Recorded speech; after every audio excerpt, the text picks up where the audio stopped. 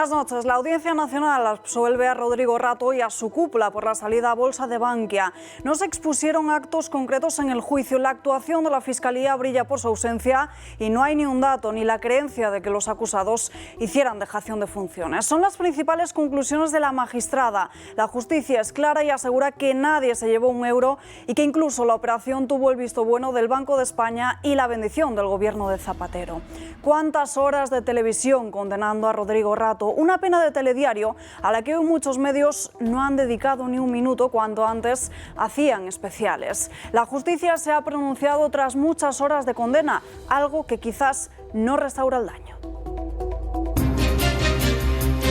Vox registra en el Congreso su moción de censura contra Pedro Sánchez. La fecha será algo que tiene que anunciar Meritxell Batet en los próximos días, aunque se prevé que dé prioridad al debate de los presupuestos. Las filas de Abascal trasladan la presión al Partido Popular, ya que la formación de Pablo Casado sigue estando instalada en dar alas a Pedro Sánchez. Los números no salen y, por tanto, lo único que va a hacer esa moción de censura va a ser fortalecer a quien está llevando a cabo la peor gestión posible en nuestro país. Las conversaciones del comisario Villarejo, las grabaciones que ahora forman parte de ese sumario del caso Kitchen estrechan el círculo sobre la que fuera cúpula del Partido Popular. Salen nuevos nombres como Soraya Sáenz de Santamaría, Luis de Guindos e incluso Mariano Rajoy.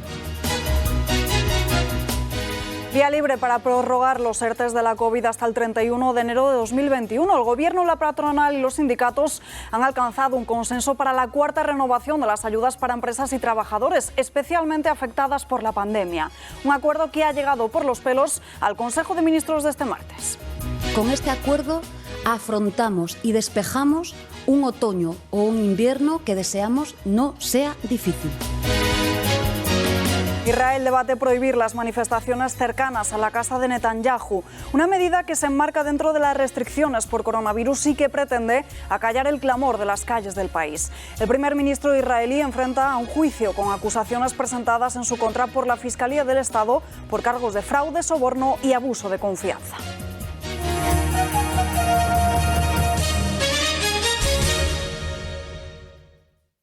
La sensación de que esto ya va más allá de una trifulca política, no tiene mucho que ver ni con izquierdas ni con derechas, tiene más que ver con el desmontaje de un andamiaje que se construyó a raíz de la Constitución de 1938 y que hoy está en peligro, como no ha estado nunca antes. Y en política, el conducto que tenemos para hacer algo, para oponernos a este gobierno, es la moción de censura.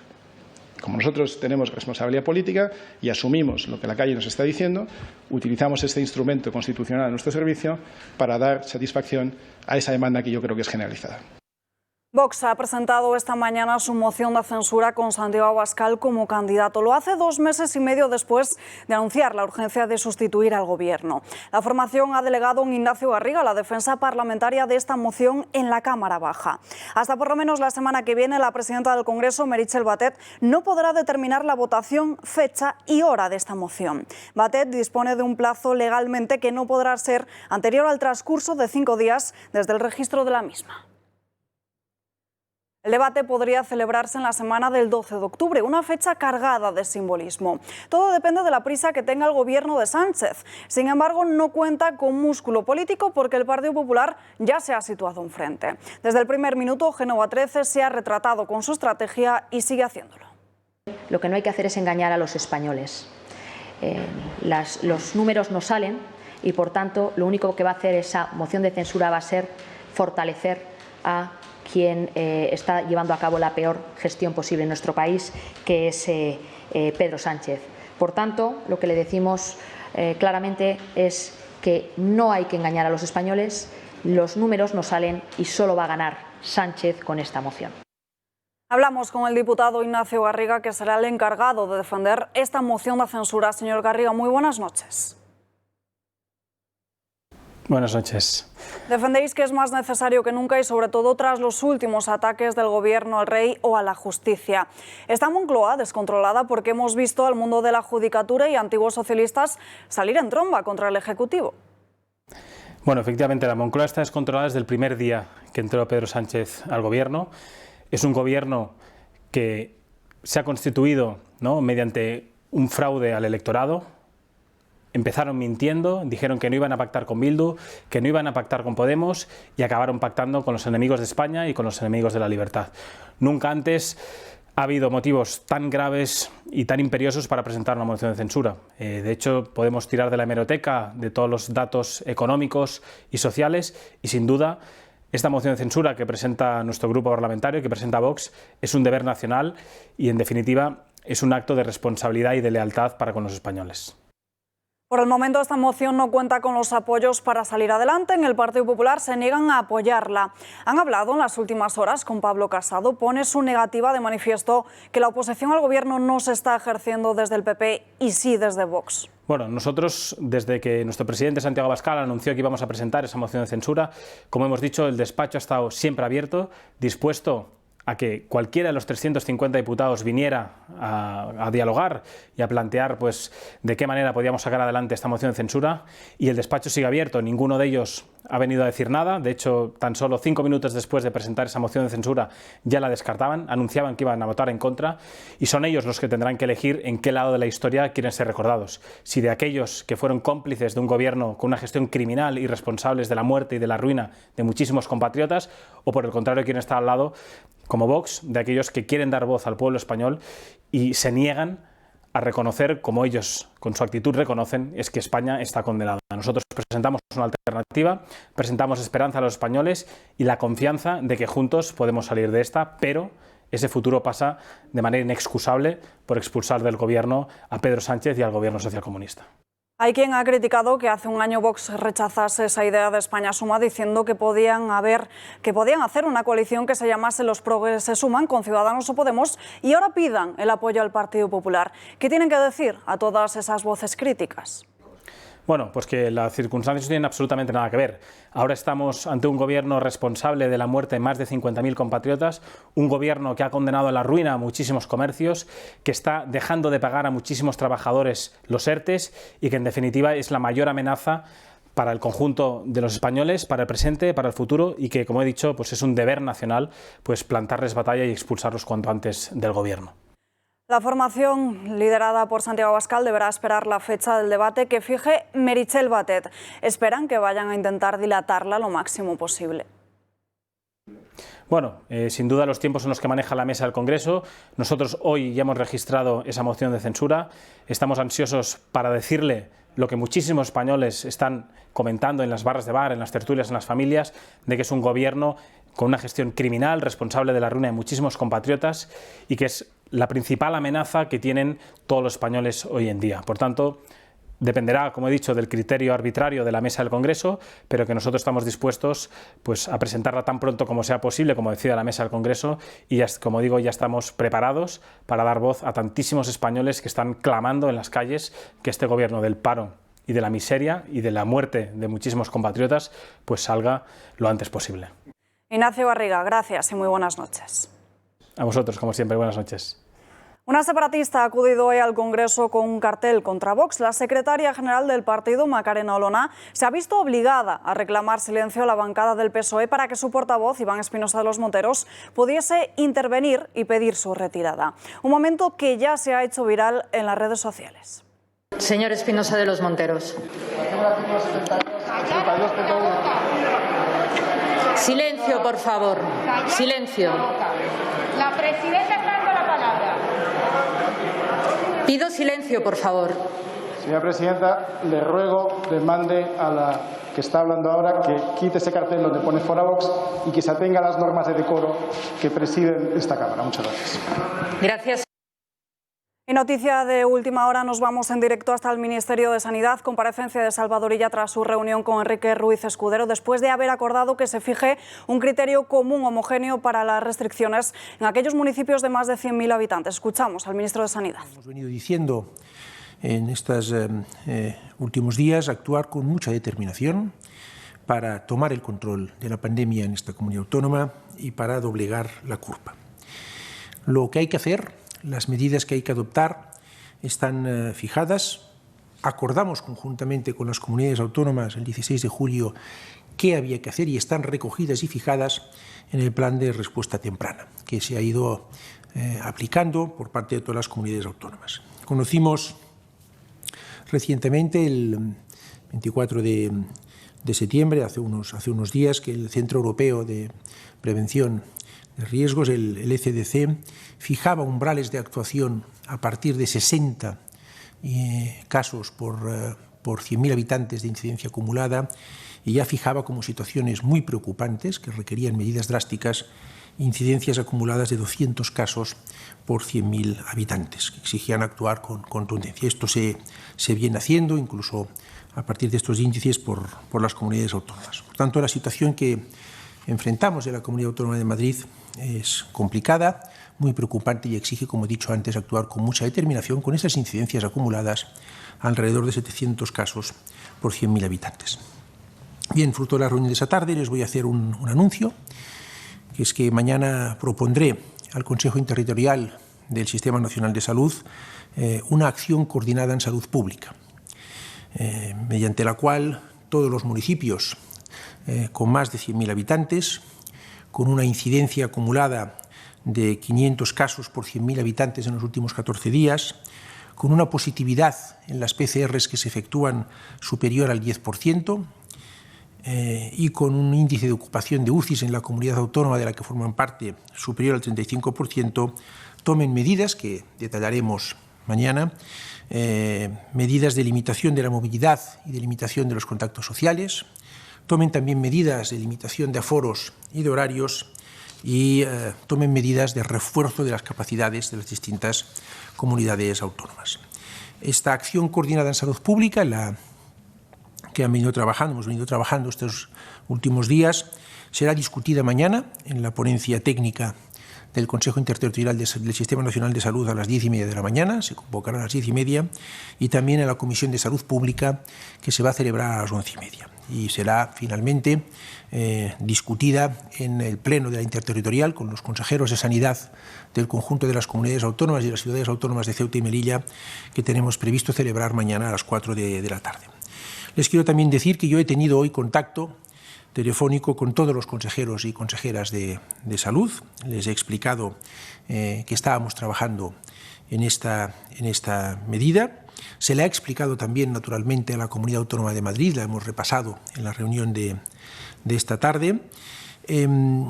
Yo he visto un ambiente propicio en las comunidades autónomas a adoptar este acuerdo, pero naturalmente mañana va a ser discutido técnicamente en estos dos órganos que les he dicho, la ponencia de alertas de las 10:30 de la mañana y la Comisión de Salud Pública de las 11:30 de la mañana, y fruto de estas discusiones la propuesta que de ahí resulte, yo haré la propuesta que les he detallado, será discutida y espero que aprobada en la interterritorial de las 4 de la tarde. De ser aprobada esta medida, hace posible que las recomendaciones que el Gobierno ha hecho sean efectivas en la Comunidad Autónoma de Madrid, y esto es una buena noticia para todos. En primer lugar, para los madrileños, y en segundo lugar, para el conjunto de españoles. Yo he de decir que si esto prospera, la Comunidad Autónoma de Madrid ha aceptado las recomendaciones del Gobierno, y he visto, como les he dicho antes, un ambiente propicio para, en el resto de las comunidades autónomas, si se dan estas situaciones que he descrito antes, actuar con los mismos criterios, es decir, a igualdad de circunstancias, actuar con estas medidas, aunque, como les he también dicho, hay que actuar mucho antes. Ya con incidencias mucho más bajas hay que tomar las medidas que están previstas en el plan de respuesta temprana. Lo vuelvo a repetir, yo creo que de prosperar este acuerdo significa que se aceptan las recomendaciones del Gobierno y que he visto un ambiente propicio para que en el resto de comunidades autónomas, si se dan las mismas circunstancias, se adopten también las medidas que vamos a adoptar en el caso de la Comunidad Autónoma de Madrid.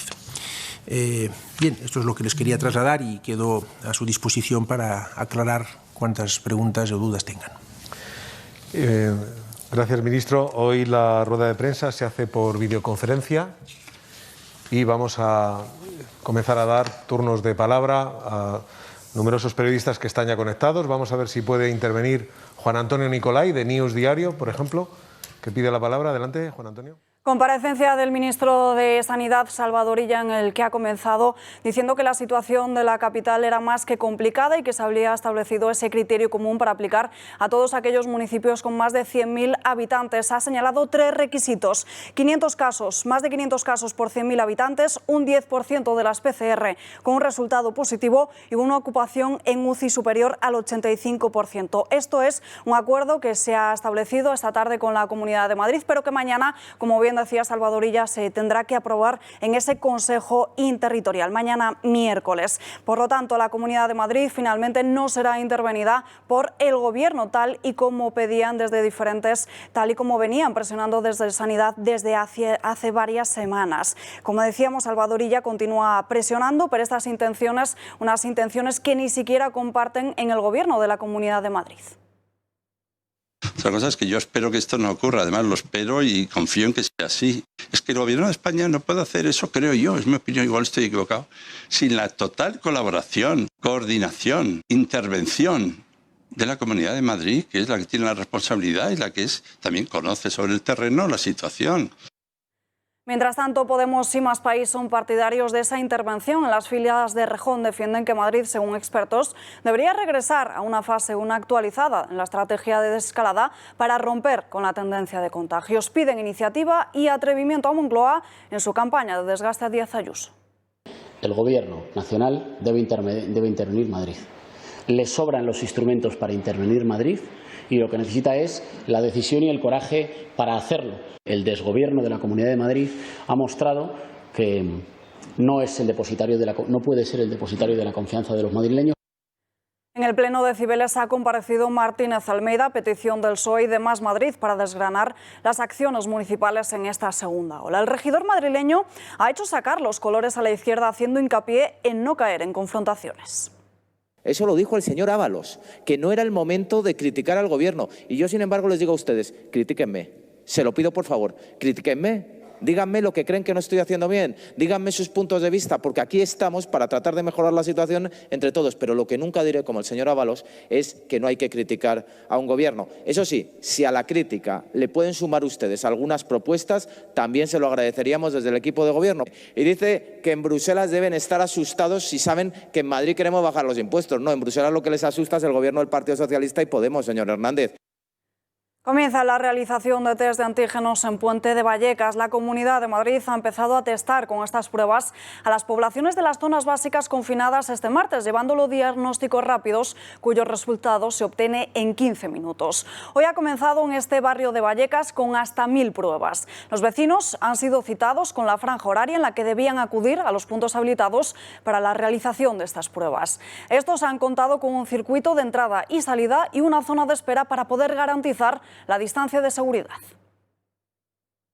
Pues la verdad es que lo tienen todo fantástico, está todo muy bien preparado, todo muy rápido, muy bien. Sí, a mí me ha sorprendido. Que yo creía que era el de la sangre y no, me ha metido el palillo. ¿Y qué tal palillo? A mí ya me tenía ahogadillo. Bien, la verdad que yo nunca me la habían hecho, me habían hecho la del dedo en el trabajo y bien. No, porque no me he hecho ninguna, digo, bueno, pues como por hacerme una y saber cómo estoy. Reino Unido toca con la punta de los dedos un nuevo confinamiento. La evolución de los contagios ha obligado al Gobierno a endurecer las restricciones en ciertos puntos del norte. Para hacer frente a esta segunda ola, ha prohibido completamente la socialización entre aquellos que no vivan juntos. Es decir, no se podrá quedar ni en viviendas ni en sitios públicos con familiares o amigos que no residan bajo el mismo techo. Se pretende evitar la cuarentena, por cierto, la más larga del mundo la está registrando Manila y se prolonga durante otro mes más. La capital filipina, con casi 14 millones de habitantes, va a sumar 7 meses y medio de encierro. La capital se cerró por tierra, mar y aire el 15 de marzo y así va a permanecer al menos hasta el 31 de octubre, un periodo en el que los viajes a y desde Manila están prohibidos excepto por emergencias. Cuentan con más de 307.000 casos, el dato más alto en el sudeste asiático. Otra de las noticias del día está en la Audiencia Nacional. Rodrigo Rato ha sido absuelto junto a los otros 33 acusados en el juicio por la salida a bolsa de Bankia. La lectura de la sentencia sugiere que el trabajo de la Fiscalía ha sido más que deficiente. La Sala de lo Penal de la Audiencia Nacional ha acordado absolver a los 34 acusados en el juicio por la salida a bolsa de Bankia, entre ellos al expresidente de la entidad y del Fondo Monetario Internacional, Rodrigo Rato, por delitos de estafa a los inversores y por falsedad contable. La sentencia destaca que la salida a bolsa contó con la aprobación de todos los supervisores, Banco de España, Comisión Nacional del Mercado de Valores, FROB y Autoridad Bancaria. También que el folleto contenía una amplia y certera información financiera y no financiera. Y destaca que en el juicio solo se expusieron actitudes genéricas de los acusados y no actos concretos. Precisa que tanto la decisión de debutar en el mercado como la determinación de hacerlo con la estructura de doble banco fueron resoluciones enteramente contempladas por el Banco de España, que además las aprobó después de calibrar las ventajas y los inconvenientes que dichas decisiones conllevaban. Recordemos que en muchas ocasiones las autoridades han puesto a Rato en el punto de mira. En el año 2015 fue detenido delante de todas las televisiones y puesto en libertad después tras el registro de su domicilio por la agencia tributaria. Ahora, Rodrigo Rato, absuelto por la salida a bolsa del banco. El Partido Popular sigue estando en el ojo del huracán por la operación Kitchen. El excomisario Villarejo acerca el cerco y todas las acusaciones parecen dirigirse ahora a Mariano Rajoy y también a Soraya Sáenz de Santamaría. Alberto Soto, la investigación está revelando unas grabaciones en las que muchos antiguos mandos presumen haber robado información sensible al que fuese tesorero del Partido Popular, a Bárcenas. Muy buenas noches. Sí, en esos audios, ahora grabaciones dentro del sumario del caso Kitchen, el excomisario Villarejo menciona a los altos cargos de la cúpula del Partido Popular. Dice tener conversaciones comprometedoras entre Mariano Rajoy y Bárcenas que le vincularían con esa supuesta existencia de la caja B del partido. Señala también a Luis de Guindos, asegura que era conocedor de esas posibles cuentas en Suiza que tendría el rey emérito don Juan Carlos, que le advirtieron desde el Servicio de Prevención de Blanqueo de Capitales y que el exministro de Economía decidió ocultar a la justicia. Menciona también Villarejo que en cuanto aparecía el nombre del rey emérito don Juan Carlos en alguna investigación, esta quedaba paralizada por completo. Unas conversaciones en las que también se señala a Soraya Sáenz de Santamaría. Dice que podría haber colaborado a introducir dispositivos para realizar rastreos y barridos dentro del Congreso de los Diputados. 12 tomos de sumario del caso Kitchen, en el que el excomisario menciona en varias ocasiones al que fuera presidente del Gobierno de España, Mariano Rajoy. Ahora, desde el PP, piden presunción de inocencia y lo defienden. No hay ningún tipo de imputación ni ningún tipo de sospecha sobre el presidente Rajoy, pero sí que hay una doble vara de medir, porque estamos hablando de un gobierno donde uno de los partidos de gobierno, como es Podemos, está imputado en una causa que se está siguiendo en estos momentos sobre financiación ilegal. Quim Torra se retira tras ser inhabilitado, pero jalea a los catalanes pidiendo que se subleven contra el Estado, a su juicio opresor, dice. Eso sí, hasta ayer el presidente de la Generalitat ha registrado a primera hora de esta mañana un recurso de amparo ante el Tribunal Constitucional en el que solicita como medida cautelar urgente que se suspenda la pena de inhabilitación para evitar el grave daño, dice, irreparable que al propio recurrente y a terceros provocaría la ejecución de la referida sentencia. 24 horas después de ser inhabilitado, Torra ha puesto sobre la mesa la solución de la amnistía por encima de las recetas y los guiños que ha estado haciendo el Gobierno. Realmente se quiere abordar el conflicto político de Cataluña, si se quiere seguir dando vueltas, si se quieren hacer gestos de cara a la galería, pues muy bien, que vayan haciendo mesas del diálogo, pero si realmente se quiere abordar el conflicto político de Cataluña, ley de amnistía y hablemos, en un orden del día por escrito, del derecho a la autodeterminación de Cataluña. Y desde el Gobierno siguen mostrando su mano tendida al separatismo. La portavoz del Partido Socialista asegura que ese espacio del diálogo, de esa mesa del diálogo, sigue estando en pie. Nosotros seguimos con la mano tendida, es nuestro compromiso, estamos comprometidos con el diálogo, con el entendimiento y con el reencuentro. Estemos reclamando elecciones porque quiero recordarles también que fue el propio señor Torra el que el mes de enero anunció que la legislatura estaba agotada. La inhabilitación de Torra ha supuesto que se hayan plasmado públicamente las brechas abiertas en el independentismo. Gabriel Rufián ha sido el que hoy ha hecho un llamamiento a la unidad pidiendo llevar a esa mesa de diálogo propuestas comunes que todos defiendan. Conviene recordar también una vez más que la mesa de diálogo y de negociación es un compromiso electoral de Esquerra Republicana cumplido al servicio de la resolución del conflicto político.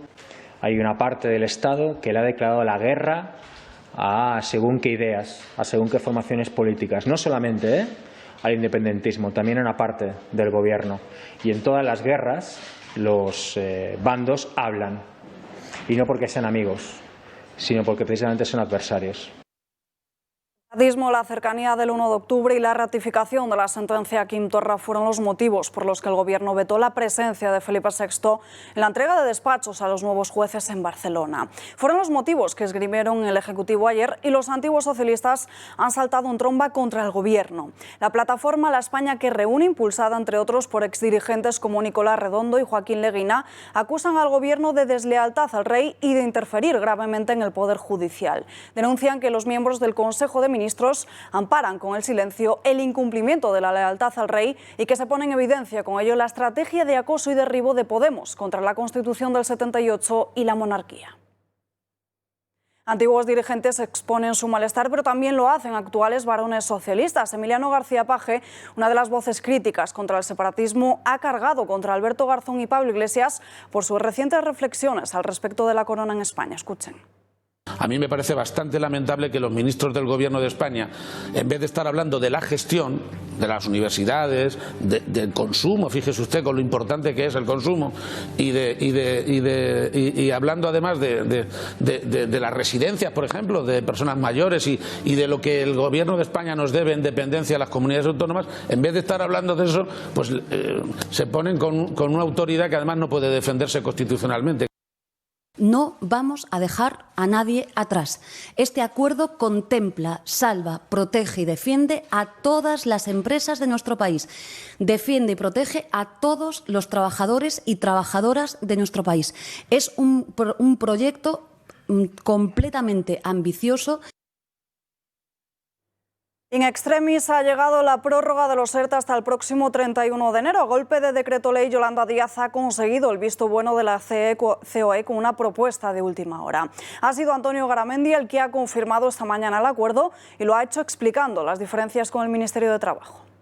El Gobierno ha tenido que aceptar muchas de las condiciones que hemos planteado con los propios sindicatos, porque realmente lo que se nos había planteado en su momento se quedaba muy corto, dejaba fuera a muchísimas empresas, por ejemplo, quedaba fuera toda la hostelería de España. Imagínate, más de 300.000 locales, ¿no? Más de 1,5 millones de empleos en España. La Fundación ACS financia con 30.000 euros la accesibilidad de 2 iglesias de Ávila. El Ayuntamiento ha concluido las obras de mejora de la accesibilidad en los entornos de las iglesias de Santiago y San Nicolás de la capital abulense.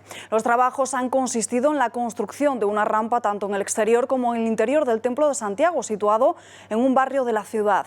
Las obras también han alcanzado el atrio de la iglesia de San Nicolás, donde se han modificado las escaleras y se han realizado igualmente rampas de acceso.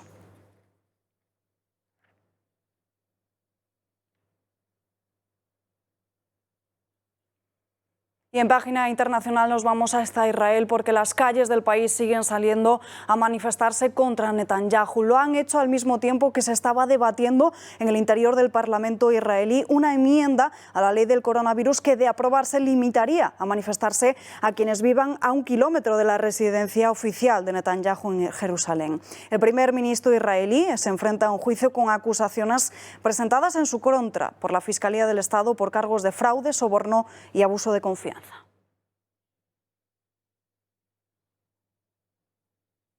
No hay tiempo para más, les dejamos como siempre con la inmensa minoría. Las noticias vuelven mañana a las 8:30 con muchísima más información. Gracias por acompañarnos y muy buenas noches.